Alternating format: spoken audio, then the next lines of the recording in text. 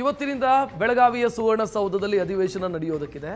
ಮುನ್ನೆಚ್ಚರಿಕಾ ಕ್ರಮವನ್ನು ಪೊಲೀಸರು ತೆಗೆದುಕೊಂಡಿದ್ದಾರೆ. ಪ್ರಮುಖವಾಗಿ ಹೆಚ್ಚುವರಿ ಪೊಲೀಸರನ್ನು ನಿಯೋಜಿಸಲಾಗಿದೆ. ಅಲ್ಲಲ್ಲಿ ಸಿಸಿಟಿವಿ ಕ್ಯಾಮೆರಾಗಳನ್ನು ಅಳವಡಿಸಲಾಗಿದೆ. ಬೆಳಗಾವಿ ಜಿಲ್ಲೆಯಾದ್ಯಂತ 6,000ಕ್ಕೂ ಅಂದರೆ ಬೇರೆ ಬೇರೆ ಜಿಲ್ಲೆಗಳಿಂದ ಪೊಲೀಸರನ್ನ ಬೆಳಗಾವಿಗೆ ನಿಯೋಜಿಸಲಾಗಿದೆ. ಸುವರ್ಣಸೌಧದ ಸುತ್ತಮುತ್ತ 800ಕ್ಕೂ ಅಧಿಕ ಸಿಸಿಟಿವಿಗಳನ್ನು ಅಳವಡಿಸಲಾಗಿದೆ.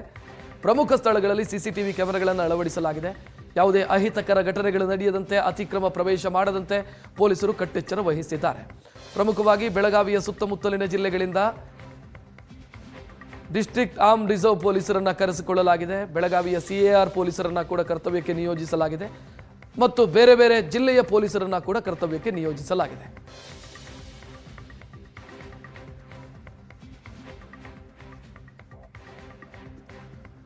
ಇನ್ನು ಪ್ರತಿಭಟನೆಗೆ 84 ಸಂಘಟನೆಗಳ ಸಿದ್ಧತೆಯನ್ನು ಮಾಡಿಕೊಂಡಿದ್ದಾವೆ ಅಂತ ನಾವು ಈಗಾಗಲೇ ಹೇಳಿದ್ವಿ.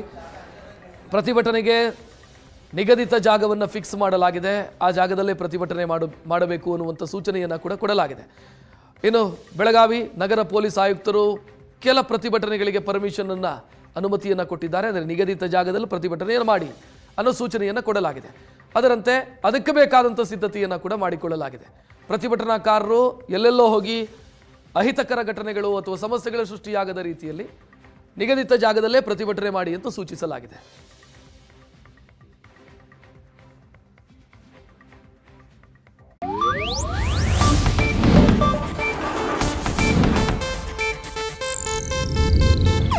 ಇದು ಏಷ್ಯಾನೆಟ್ ನ್ಯೂಸ್ ನೆಟ್ವರ್ಕ್ ಪ್ರಸ್ತುತಿ.